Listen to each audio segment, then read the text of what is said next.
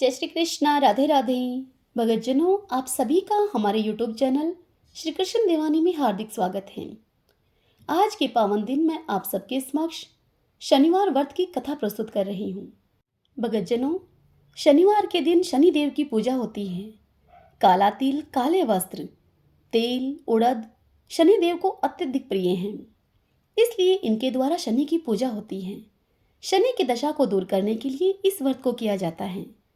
शनि स्तोत्र का पाठ भी इस दिन विशेष फलदायक सिद्ध होता है।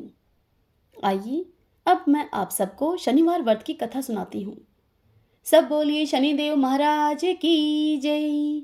ओम शनिश्चराय नमः। एक समय सूर्य, चंद्रमा, मंगल, बुध, बृहस्पति, शुक्र, शनि, राहु और केतु इन 9 ग्रहों में आपस में झगड़ा हो गया। सभी कहने लगे कि हम सब में से बड़ा कौन है, हम सब में से बड़ा कौन है। सब अपने आप को बड़ा कहते थे।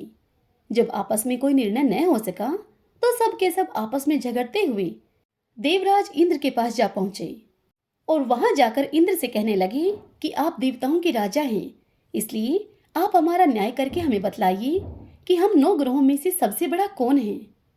राजा इंद्र उनका यह प्रश्न सुनकर घबरा गए और उनसे कहने लगे कि मुझ में यह सामर्थ्य नहीं है जो कि मैं किसी को बड़ा या छोटा बताऊं।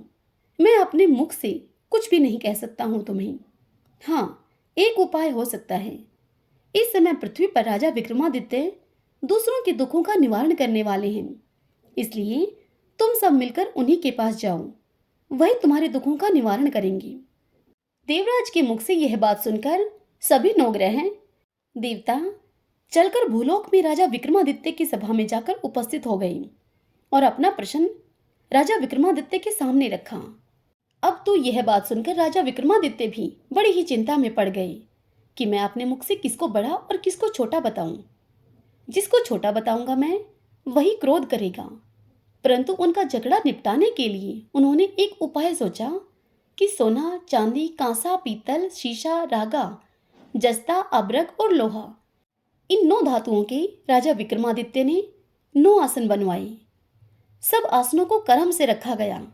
सबसे पहले सोने का और सबसे आखिरी में लोहे का आसन रखा गया। बीच में अन्य धातुओं के आसन रखे गए। जब यह आसन रखे जा चुके थे तब राजा विक्रमादित्य ने सभी देवताओं से कहा कि आप सब अपने अपने आसनों पर बैठिए। जिसका आसन सबसे आगे है वह सबसे बड़े और जिसका आसन सबसे पीछे है वह सबसे छोटे जानिएगा। क्योंकि लोहा सबसे पीछे था और वह शनिदेव का आसन था, इसलिए शनिदेव ने समझ लिया कि राजा ने मुझको सबसे छोटा बना दिया है। इस पर शनिदेव को राजा पर बड़ा ही क्रोध आया और उसने कहा कि राजा, तू मेरे पराक्रम को नहीं जानता है। सूर्य एक राशि पर 1 महीना, चंद्रमा 2.25 दिन, मंगल 1.5 महीना, बृहस्पति 13 महीने, बुध और शुक्र 1-1 महीने, परंतु मैं एक राशि पर 2.5 साल अथवा 3.5 साल तक रहता हूँ। बड़े बड़े देवताओं को भी मैंने भीषण दुख दिया है। हे राजन, सुनो, राम जी को 7.5 आई तो उन्हें वनवास हो गया और रावण पर 7.5 आई तब राम और लक्ष्मण ने सेना लेकर लंका पर चढ़ाई कर दी, रावण कुल का नाश कर दिया। हे राजा, अब तुम भी सावधान रहना। शनिदेव की यह बात सुनकर राजा विक्रमादित्य उनसे बोले, जो कुछ भाग्य में लिखा होगा वह देखा जाएगा। उसके बाद अन्य ग्रह तो प्रसन्नता पूर्वक अपने अपने लोक को चले गए, परंतु शनिदेव बड़े क्रोध के साथ वहां से गए। कुछ काल व्यतीत होने पर जब राजा को 7.5 की दशा लगी तो शनिदेव घोड़ों के सौदागर बनकर अनेक सुंदर घोड़ों के सहित राजा की राजधानी में आए। जब राजा विक्रमादित्य को इस बात की खबर मिली तो राजा ने अपने अश्वपाल से कहा कि अच्छी नस्ल के घोड़े खरीद लो। अब अश्वपाल राजा की इस आज्ञा को सुनकर घोड़ों के उस सौदागर के पास आया। अश्वपाल ने अच्छी नस्ल के घोड़े देखकर जब उस सौदागर से उनका मूल्य पूछा तो मूल्य को सुनकर सौदागर के मुख से वह अश्वपाल चकित रह गया और यह समाचार उसने तुरंत ही राजा को दिया। राजा उन घोड़ों को देखकर एक अच्छा सा घोड़ा चुनकर उस पर सवारी के लिए चढ़ गए। अब राजा जैसे ही उस घोड़े की पीठ पर सवारी के लिए चढ़े, वह घोड़ा जोर से भागने लगा और भागते भागते राजा को लेकर वह घोड़ा एक घनघोर जंगल में जाकर राजा को वहां छोड़कर अंतर्ध्यान हो गया। इसके बाद राजा अकेला ही उस जंगल में भटकता फिरता रहा। उस जंगल में भटकते हुए राजा को बहुत देर के बाद भूख और प्यास से दुखी होकर भटकते भटकते एक ग्वाले ने उनको देखा। उस ग्वाले ने राजा को प्यास से व्याकुल देखकर उनको पानी पिलाया। राजा की उंगली में एक अंगूठी थी। राजा ने वह अंगूठी निकालकर प्रसन्नता से उस ग्वाले को दे दी और शहर की ओर चल दिए। राजा शहर में पहुंचकर एक सेठ की दुकान पर जाकर बैठ गई और अपने आप को उज्जैन का रहने वाला तथा अपना नाम वीका बताया। सेठ ने उसको एक कुलीन मनुष्य समझकर जल आदि पिलाया। भाग्यवश उस दिन सेठ की दुकान पर बिक्री बहुत अधिक हुई। तब सेठ ने उसको भाग्यवान पुरुष समझकर भोजन कराने के लिए अपने साथ लेकर अपने घर चला गया। भोजन करते समय राजा ने वहां पर एक आश्चर्यजनक बात देखी। राजा ने देखा कि खूंटी पर हार लटक रहा है और वह खूंटी कुछ समय के पश्चात उस हार को निगल रही है। भोजन के बाद कमरे में आने पर जब सेठ को कमरे में वह हार नहीं मिला तो सबने यही निश्चय किया कि उस कमरे में इस वीका के सिवा कोई नहीं आया, अतः अवश्य ही इसी ने हार को चुराया है। जब सेठ ने वीका से पूछा हार के लिए, तब वीका ने कहा कि हार मैंने नहीं लिया है। इस बात पर 5-7 आदमी इकट्ठे होकर उसको फौजदार के पास ले गए। फौजदार ने उसको राजा के सामने उपस्थित कर दिया और कहा कि ये वीका नाम का आदमी तो भला ही प्रतीत होता है, चोर मालूम तो नहीं होता, परंतु सेठ का कहना है कि इसके सिवाय और कोई हमारे घर में आया ही नहीं, अवश्य ही चोरी इसी ने की है। तब राजा ने आज्ञा दी कि इसके हाथ पैर काटकर चौरंगिया बना दिया जाए। राजा की आज्ञा का तुरंत पालन किया गया और वीका के हाथ पैर काट दिए गए। इस प्रकार कुछ काल व्यतीत होने पर उस वीका को एक तेली अपने घर पर ले गया और कोल्हू पर बिठा दिया उसे। वीका उस पर बैठा हुआ अपनी जबान से बैल को हाँकता रहा। शनि की दशा जब समाप्त हो गई और एक रात को वर्षा ऋतु के समय पर वह मल्हार राग गाने लगा। उसके राग और गाने को सुनकर उस शहर के राजा की कन्या उस राग पर मोहित हो गई और दासी को खबर लाने के लिए भेजा और कहा कि हमारे शहर में यह कौन गा रहा है, तुम पता करके आओ। दासी सारे शहर में फिरती फिरती क्या देखती है कि तेली के घर में एक चौरंगिया राग गा रहा है। दासी ने महल में आकर राजकुमारी को सारा वृत्तांत सुना दिया। बस उसी क्षण राजकुमारी ने अपने मन में यह प्रण कर लिया कि चाहे कुछ भी हो जाए, मुझे उस चौरंगिया के साथ ही विवाह करना है। प्रातःकाल होते ही जब दासी ने राजकुमारी को जगाना चाहा तो राजकुमारी अनशन व्रत लेकर पड़ी रही। तब दासी ने रानी के पास जाकर राजकुमारी के न उठने का सारा वृत्तांत कहा। रानी ने तुरंत ही वहां जाकर राजकुमारी को जगाया और उससे दुख का कारण पूछा। तब राजकुमारी ने अपनी माँ से कहा, माँ, मैंने यह प्रण कर लिया है कि तेली के घर में जो चौरंगिया है उसी के साथ मैं विवाह करूंगी। तब राजकुमारी की माता ने कहा कि पगली, यह क्या बात कह रही है, तेरा किसी देश के राजा के साथ विवाह किया जाएगा। राजकुमारी कहने लगी कि माँ, मैं अपना प्रण कभी नहीं तोड़ूंगी। तब उसकी माता ने चिंतित होकर यह बात राजा को बताई। तब राजा ने आकर अपनी बेटी को खूब समझाया और कहने लगे कि मैं अभी देश देशांतर में अपने दूत भेजकर सुयोग्य, रूपवान एवं बड़े से बड़े गुणी राजकुमार के साथ तुम्हारा विवाह करूंगा। ऐसी बात तुमको कभी नहीं सोचनी चाहिए।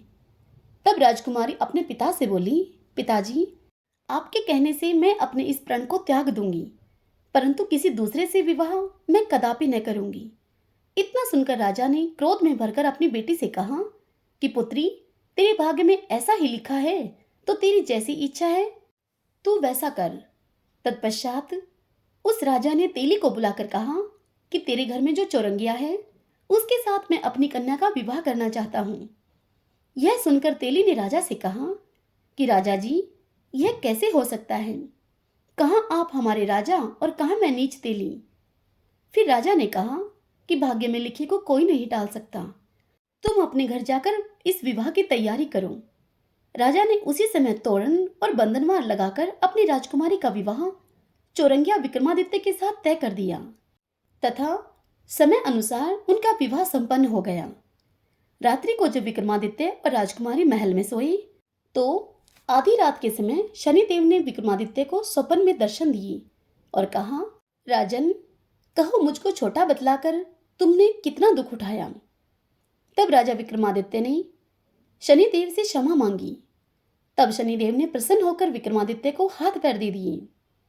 तब राजा विक्रमादित्य ने शनिदेव से कहा कि महाराज, मेरी एक प्रार्थना है, उसे आप स्वीकार करें कि जैसा दुख आपने मुझे दिया है ऐसा किसी और को न देना।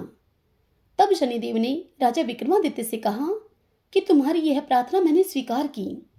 जो मनुष्य मेरी और तेरी इस कथा को सुनेगा और कहेगा, उसको मेरी दशा में कभी किसी प्रकार का दुख नहीं होगा, और जो नित्य ही मेरा ध्यान करेगा, चींटियों को आटा डालेगा, उसके सब मनोरथ पूर्ण होंगे।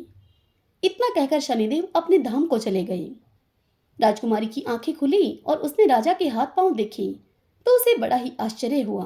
तत्पश्चात राजा विक्रमादित्य ने अपनी रानी को अर्थात उस राजकुमारी को अपना समस्त हाल कहा और बताया कि मैं उज्जैन का राजा विक्रमादित्य हूँ। यह बात सुनकर राजकुमारी अत्यधिक प्रसन्न हुई। और फिर जब सवेरा हुआ तब राजकुमारी से उसकी सखियों ने पूछा तो उसने अपने पति का सारा वृत्तांत अपनी सखियों से कह सुनाया।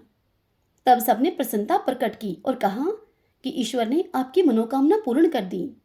तत्पश्चात जब उस सेठ ने यह सुना तो वह विक्रमादित्य के पास आया और राजा विक्रमादित्य के पैरों पर गिरकर उनसे क्षमा मांगने लगा और कहा कि आप पर मैंने चोरी का झूठा आरोप लगाया, अतः आप मुझको जो चाहे दंड दे दें।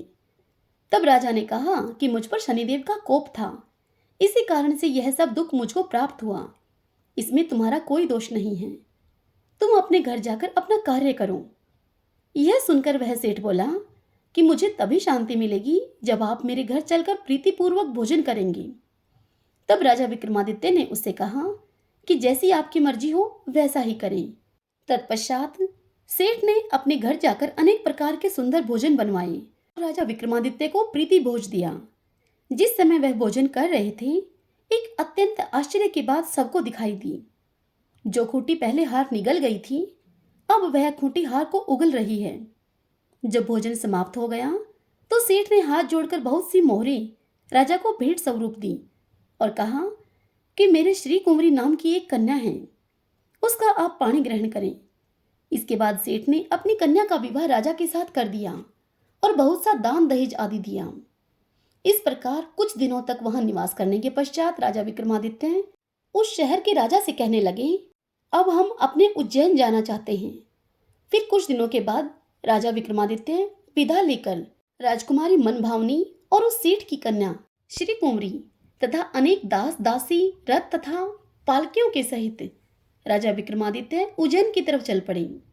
जब शहर के निकट पहुंचे और पूर्ववासियों ने राजा के आने का संवाद सुना तो समस्त उज्जैन की प्रजा अगवानी के लिए वहां आई। तब बड़ी प्रसन्नता से राजा अपने महल में पधारे। सारे शहर में बहुत बड़ा उत्सव मनाया गया और रात्रि में दीपमाला की गई। दूसरे दिन राजा ने शहर में यह घोषणा कराई कि शनि देवता सब ग्रहों में सर्वोपरि हैं। मैंने इनको छोटा बताया था, जिस कारण से मुझको यह दुख प्राप्त हुआ।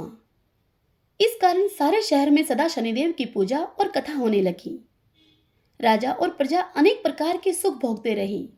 जो कोई शनिदेव की इस कथा को पढ़ता अथवा सुनता है, उस मनुष्य के शनिदेव की कृपा से सब दुख दूर हो जाते हैं। शनिवार की कथा को व्रत के दिन अवश्य पढ़ना चाहिए। सभी बोलिए शनिदेव महाराज की जय।